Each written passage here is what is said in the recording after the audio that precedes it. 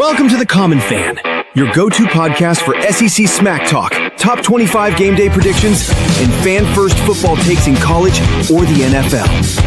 Here is your host, Bryce Tillman. So grab a drink, pull up a chair, and let's talk ball. Yes, sir. Welcome in, everybody, to The Common Fan podcast. I'm your host, Bryce Tillman, and thank y'all so much for listening to my podcast. It's probably not going to be your first one of the day, but that's okay. We're getting started, man, and we're going to try to grow this platform and make it happen.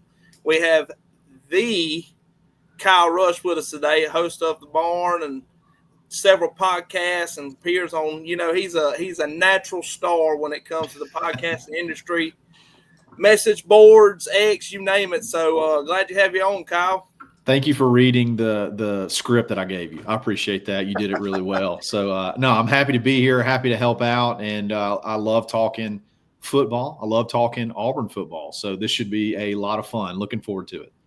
Absolutely. So we're going to start it off by talking about the Auburn football of the 2025 season. Going to break down the schedule. We're going to go in and talk about what is the expectations for Hugh Freeze on year 3. Kind of see where all the standard Auburn fans or the most typical Auburn fans are kind of putting their faith at in this season this year, and honestly what the team and the coaching staff has in store. And then we're going to break it down at the end, and we're going to talk about the top 5 players that we think are on this roster and how the impact that they'll have on this team will dictate the season. So, Kyle, starting out, I'm going to just bring up the schedule for the Auburn Tigers this year. Let's do it. And I'm just going to go all the way through it. And I want to specify what team it is and whether they're home or away, and then we're going to break it down, and we're going to talk about the 3-game stretch that is going to be the toughest on the schedule and talk about certain scenarios of how the outcomes will be of the schedule. All right, so breaking it down, first game of the season will be August 29th, and that will be on a Friday night at Baylor. And, man, let me tell you, I am pumped up about this Friday night game. I can't explain how excited I am about this game. I can't believe the state of Texas allowed this. I mean, Friday Night Lights is a Texas thing. I can't imagine that. I can't believe somebody let Baylor take this away from the local high schools. They may play all their games on Thursday. I don't know, but that is kind of wild. Starting it off on a Friday. We don't typically start on road games. I think we talked about it on our show. That I think you had to go all the way back to like 2002. Is when Auburn started against a Power 5 team on the road, and that's USC. And then you had Virginia before that in 97. So I'm with you, man. I'm ready for the first game in general, but I think this one's going to be a good one. What does the crowd size look like at Baylor? I mean, their stadium's not a very ginormous stadium, and I'm not sure if they sell out every game. But Friday night in Texas, as you said, man, that's high school football is a big deal around there. Yeah. I mean, some of their high school stadiums probably seat more than Baylor's. They seat, I think, 45,000. So there's high school stadiums that seat 20+ thousand in Texas. So I think it's still pretty loud, though. I think it can still get pretty rowdy. Some of those smaller stadiums can be sneaky loud. Yes, like the Grove in Oxford. The Miss gets loud. So anyway, let's dive into it. All right, September 6th versus Ball State at home, and I believe that's a night game. I do. Yeah, 6:30. September 13th versus South Alabama at home. And listen, quick note on that game. I live about 40 minutes from Mobile, so I'm in the central area between Mobile and Hattiesburg where I'm from. Them boys are juiced down there in Mobile. Does Gio Lopez, did he go anywhere in the portal, or is he still at South? I think he's still – no, he went to North Carolina. Okay, I disregard. Thank goodness, because that dude could play. That dude is good. That team is talented to be the size that they are, and, I mean, they do very well, and I just hope and pray it is not another New Mexico State game. Yeah, hopefully not. Hopefully not. September 20th is at Oklahoma. That will be Auburn's second away game of the season. And then following up a week later at September 27th, it's going to be Texas A&M at the 12th man. It's 2 tough road games, man, back-to-back. October 4th will be a bye week. We got October 11th versus Georgia at probably one of the first night home games I can remember. Was it the Prayer and Jordan Hare was the last time we played Georgia at night there? And I'm not even 100% convinced that one didn't start at 2:30 and then end up under the lights. I can't remember. Because they used to play later in the season and the time change was then. Exactly. So that's exactly. good. I might check that out. October 18th versus Missouri, that will be a home game. You got October 25th at Arkansas. That'll be an away game. November 1st versus Kentucky at home. November 8th at Vanderbilt. That's an away game. November 15th will be a bye week. And then you have Mercer at home, and then November 29th versus Alabama for the Iron Bowl at Jordan-Hare Stadium. Yeah. Kyle, quick thoughts. What you got on the schedule, man? Give me your honest. Yeah, man. It feels like three different seasons to me. You got your opening to me where you got Baylor, Ball State, and South Alabama. And ideally, to me, you'd love to come out 3-0.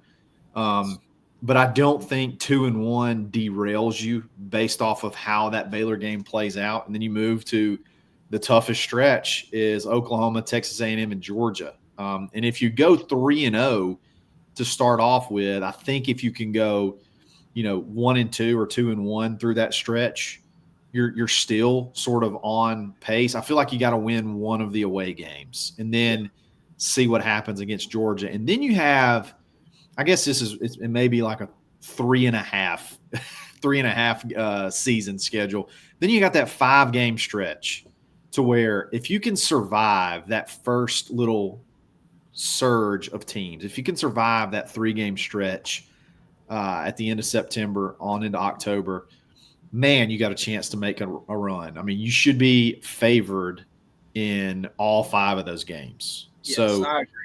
And then obviously you got the Iron Bowl at the end. So if you break it up, if you can start off good, if you can start off 3-0, I think that really puts you in a good spot to maybe go 1-2 or 2-1 against that Oklahoma, Texas A&M, and Georgia stretch. And if you can do that and kind of come out of that if you can come out of that first 6 games at 5-1 or even 4-2, you got a really good chance of winning 4-2. If you go 4-2, you got a chance to win 5 in a row after that.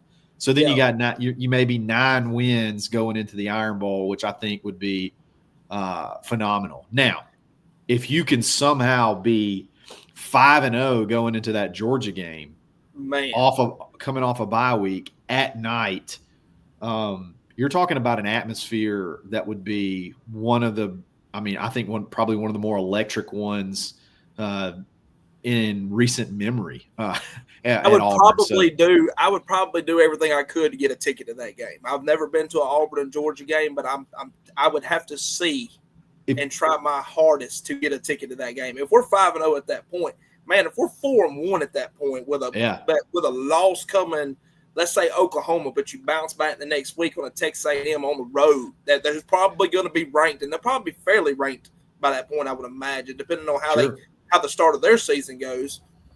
And to go into the 12 mans and win after the 4 overtime victory we got last year against them, because they're going to be coming juice at us, man. They are ready for that game. Yeah, we rushed the field and it pissed them off. Oh, well. Understandably so. So my thought process on this is Baylor, Ball State, South Alabama. If you go 2-1 in this stretch, I'm with you, man. You've got to figure out a way to beat Oklahoma or beat Texas A&M. If you lose to Baylor week 1, I don't think that automatically qualifies you for a loss against Oklahoma and Texas A&M. No, I don't either. I mean, depending on how it plays out. Baylor's a reputable team. I'm not saying that their roster's not as talented at Auburn. We'll just be honest there. I mean, Sorry Robinson is awesome, and their running back, Bryson, what's his last name? I went blank. I talked about him this morning, but I can't remember his last name, but he rushed for over 1,000 yards last year. He's getting a lot of praise, a lot of recognition, and he probably does have some good talent behind him, no questions asked. But to me, and not to sound cliche because it's the first game of the season, man, but I truly believe that the most important game of this season is Baylor, at Baylor on that Friday night. I believe you go out there and you set the tone and you win in a very popular fashion. I'm not talking about sloppy play for 4 quarters, go out there 1 minute left in the game, hit a freak pass and kick a field goal. That's great. We won the game. That's awesome. But I want to see Arnold go out there and hush everybody up.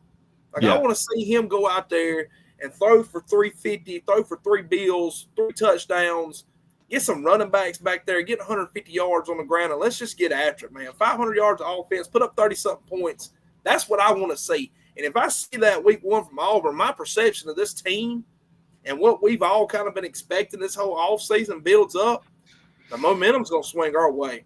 So I believe that Baylor week 1 is probably, in my opinion, the most important game. And then going around where you talk about on that stretch where you come from Missouri to Mercer with the bye week in there.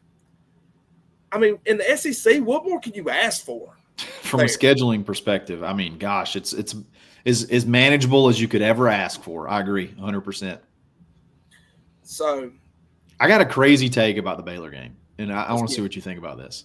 I think I would rather lose a game 35-32. I think I would rather lose a game 35-32 than win the game like 20-13 and look really bad on offense. And the reason being is because I think the defense is going to be okay no matter what. Like I don't think if they were to somehow give up 35 points against Baylor, Durkin will figure it out. Okay, in my opinion. Now I could be wrong, but I think Durkin will figure it out.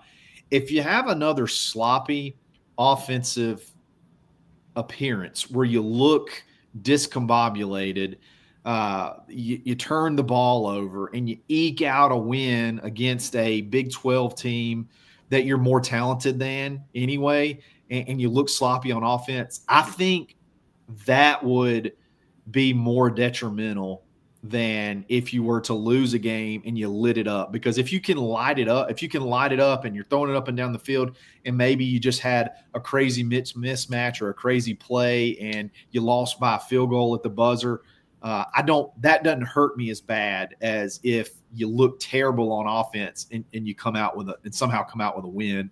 I know there's value to figuring out how to win, but man, I want to see the offense clicking. And that may be a crazy take, but that's my take. Well, I don't think it's a crazy take, but if Baylor scores 35 points on our defense, it's got to be for a turnover, offensive disaster. That's what I'm saying. That's what I'm saying. So yeah, I'm with you on that. I don't necessarily say that. I don't know if I see what you're saying. It would be tough, but and to our points or to your point that you're making right now, our 0-1 start versus a non-conference team does not end your season. No, it doesn't. It doesn't end the season. Now, it'll end a lot of Auburn fans oh, man. I don't even want to go into that. But yeah, they'll be ready to fire everybody and throw in the towel if for any loss. This stretch between October 18th and 25th right here versus Missouri at home, at Arkansas away. I mean, both of these teams beat us last year. Now, we was beating Missouri all the way to the fourth quarter, and we was, turnovers at the Arkansas game. Where are you standing at on these two games from being a home game and then going to Arkansas? We typically play very well at Arkansas. I mean, you're going to be more talented than both teams. You dropped a pass to seal the game against Missouri, then you missed the field goal, and then we all know the chain of events from there. Okay, Arkansas, you walk up and down the field on them, but you turn it over 5 times in the first half. One of them, by the way, you're literally going into the end zone. You still almost came back and won the game. You got to win those games. If you limit those just completely dumb scenarios, I mean, those should be wins. I mean, you should be able to put them in the win column. I mean, obviously, when I'm saying I'm talking about fans. You should be able to put it in the win column. Obviously, as a team, you can't overlook anybody. But they're just top to bottom talent-wise, they're just not – they shouldn't be able to even be on the field with Auburn. I agree. This Auburn roster. On that. All right, so we're going to scroll down real quick, and then this last point I'm going to make is going to bring us into our next point on the expectations for Freeze in year 3. All right, it's November 29th. Alabama at home for the Iron Bowl. Jordan Hare. Yeah. Auburn's coming in this game at 9-2. Yeah. 9-2. Yeah. If right now, Kyle, if I was to tell you Auburn would be 9-2 heading into the Iron Bowl, would you pick Auburn to win that game? I'd say they'd run them out of the stadium. I'd say Auburn would win by at least a touchdown or more. I would almost say that if they were 8-3 at this point, they probably would. Yeah, I mean 9-2 for sure. Just good Auburn teams don't typically lose to Alabama teams. If you look at it, there's just not many examples out there of a good Auburn team, when I'm talking 8-9 wins going into the Iron Bowl, that loses to Alabama, especially at home. So crazy things happen in Jordan-Hare, and if Auburn's 9-2, that stadium's going to be rocking. More than likely, it's playing for a playoff berth, and maybe depending on which losses those two are, maybe even playing for an SEC championship berth. So yeah, if one of them losses is to Baylor and they've only got one conference loss at that point, I mean, I would say that is certainly depending on how the rest of the team play the season and the teams play out. I would have to say they're definitely in the hunt for it.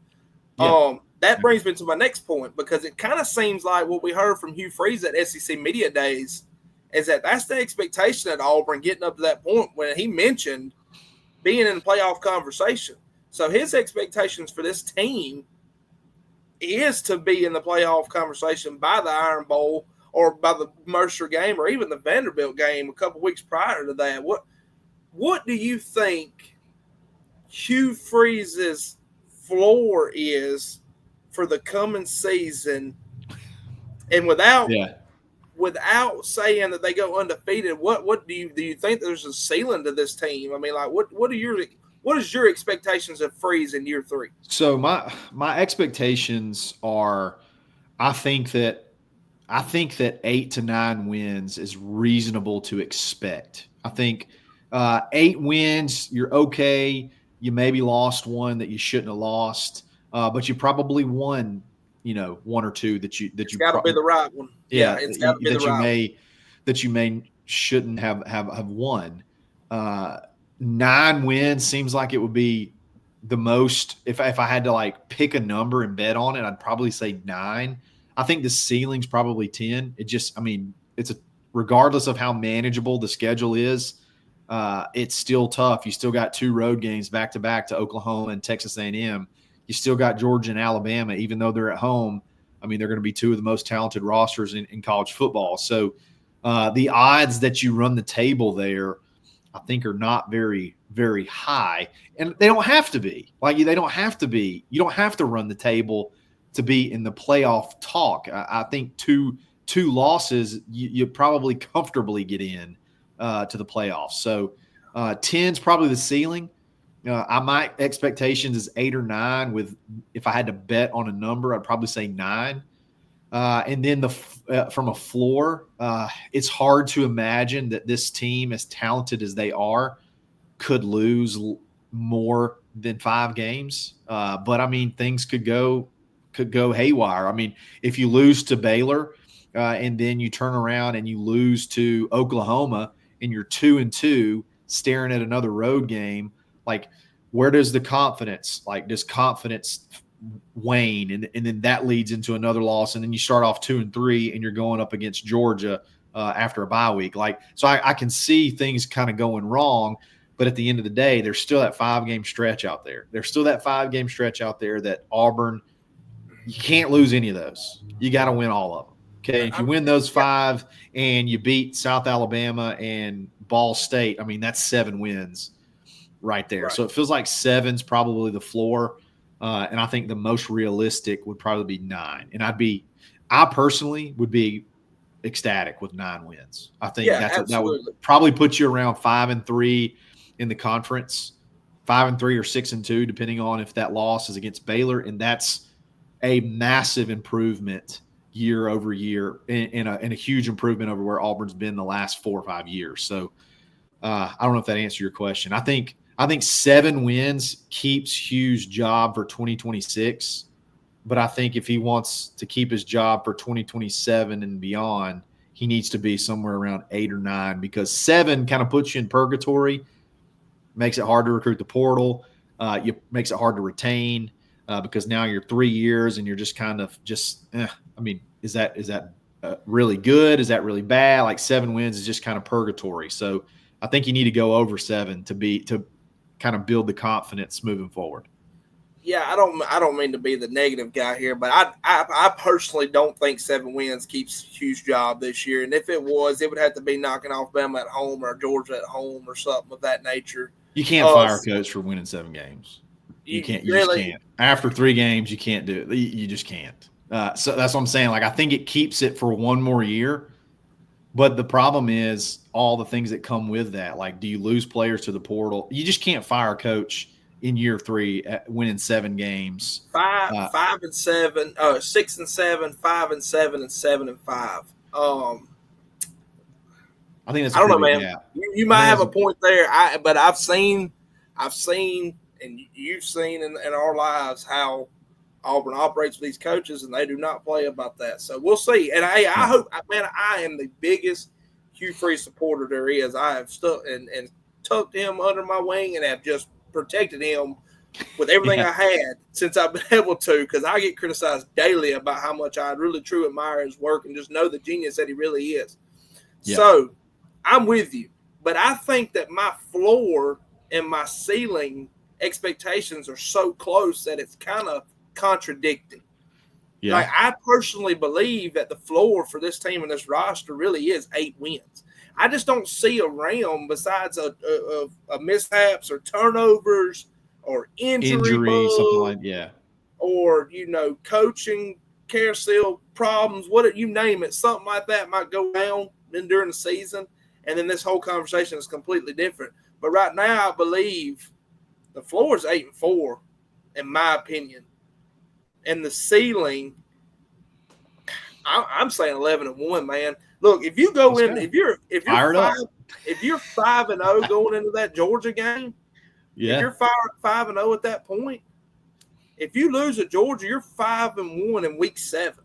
Like, you're 1 win a game, 1 win away from being bowl eligible by October 18th. I mean, and that would put, as like you and Zach and Dap and everybody's been talking about, a relevant, significant game in November. Yeah, that's where I expect this team to be. So we'll see. I'm not ready to give a full prediction of the season yet, and I'm sure you're probably not either. But that's just kind of where our heads are at right now. Yeah. But all right. Well, this final point we got is going to be the 5 most important players on this year's roster and how will they impact this team and what makes this list so significant.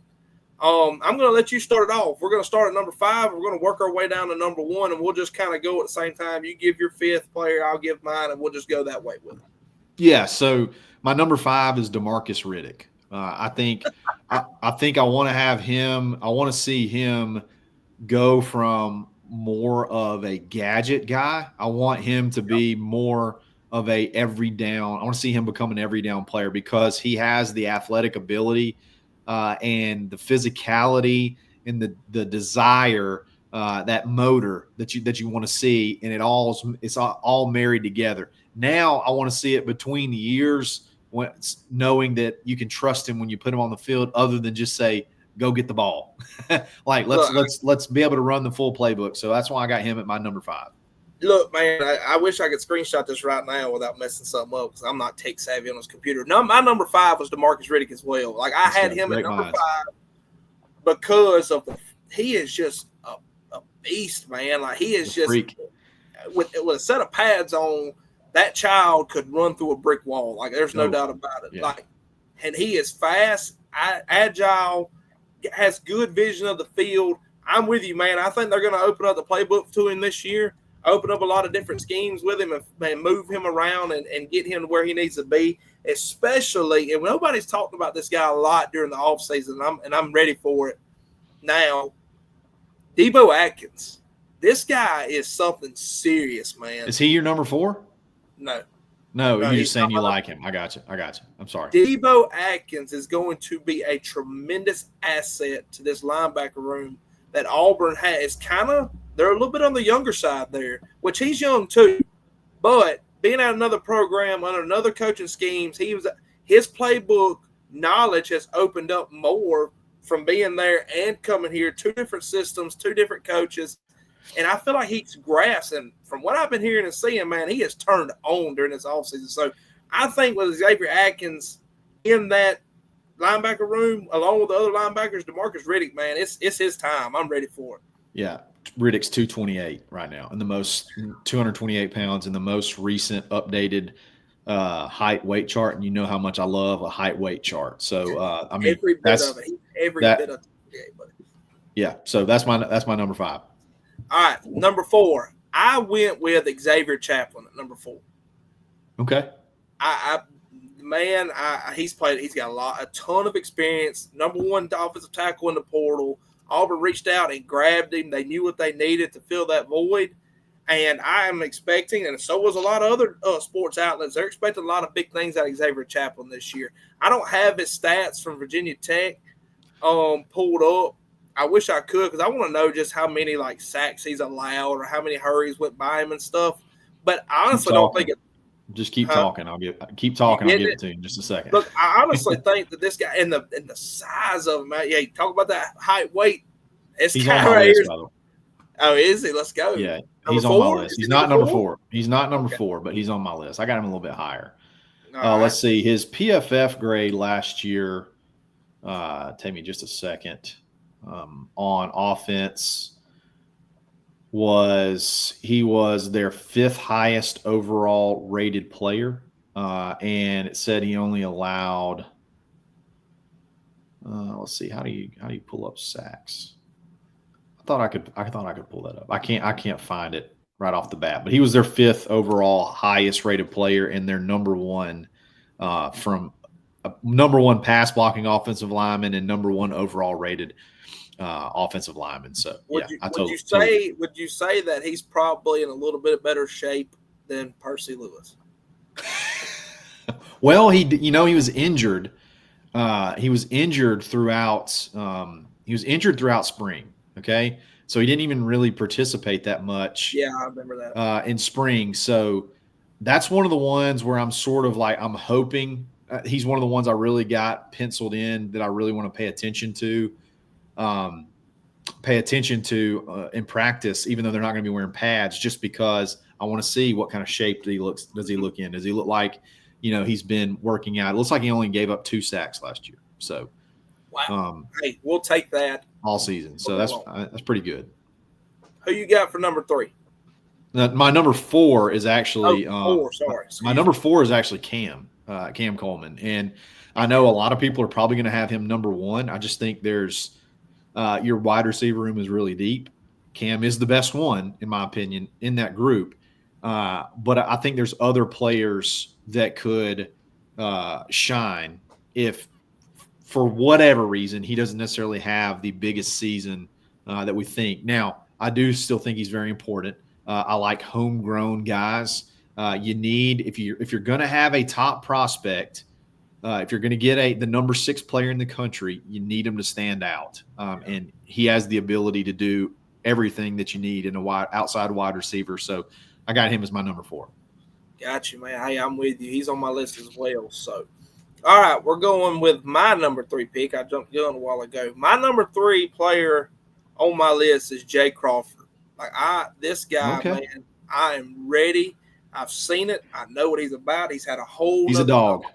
A whole year under his belt, and I just think that our secondary is just phenomenal. I'm not scared to say, but preseason hype, baby, let's get it, cut me, clip me, whatever you want to do on X. Auburn's secondary is a top 3 SEC secondary, and I'm not backing down from it. Dude, I was walking through the secondary depth chart the other day, and it's like this room as a whole may be just as talented as that wide receiver room. I mean, from a depth, especially from a depth perspective, imagine those guys going against each other every day. Man, when they talk about iron sharpens iron, I love Jay Crawford, and I think he's a dog. And we haven't had those dudes that let you know about it. I'm here. I'm gonna be in your pocket. I'm gonna let you know about it the whole game. Auburn hasn't had those guys recently with that killer instinct, and I think Jay has it. My number 3 is Keldrick Falk. And I don't think Keldrick Falk is going to be – I don't think the position he plays really allows him to have those eye-popping stats. But from a leadership perspective and just his presence on the field and ability to disrupt He doesn't have to have 12 sacks. Doesn't have to have a ton of hurries. He's disruptive. He's big. He's fast. He's going to create issues in the backfield. And I think for the similar reasons to Cam, this is his draft year. Okay, you need this guy to go in the first round. You need to do whatever you can to get where you can kind of start getting back on the board with being able to put guys in the first round. That's why I think he's important. I think he's going to be vital to this season. Yeah. Do we see Keldrick scoot inside and play a little bit at the 3 technique and stuff? Maybe on like obvious pass rushing downs, like 3rd and longs. If you're going to only rush 3, you might want to let him be one of them. But let's not ever do that ever again. Maybe ever again. But I don't know. I think you have some pretty quick guys on the inside where you don't really have to move Falk around very much. So I like it. But it could happen. Who you got for your number 2 player on this list? Xavier Chaplin's my number 2. I think he is vitally important. Last year, left tackle was a disaster, an absolute disaster. It was a duct tape patchwork offensive line because the Percy Lewis experiment failed. He was completely undisciplined, ballooned up to 390 pounds, didn't even make weight for the Texas A&M game. It felt like he just got paid and he was done. He was good to go. That was a failure. Percy Lewis was also the number 13 portal offensive tackle in that class. Okay, Xavier Chaplin. That's crazy.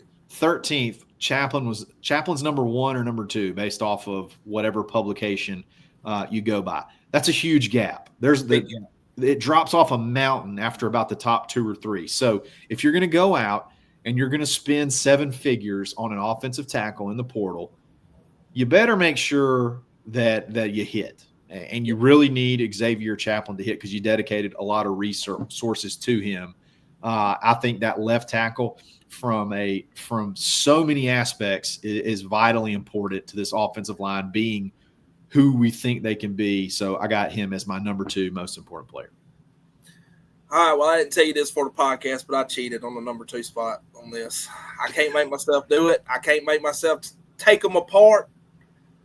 For my number 2 spot on the top 5 players, I got Eric Singleton Jr.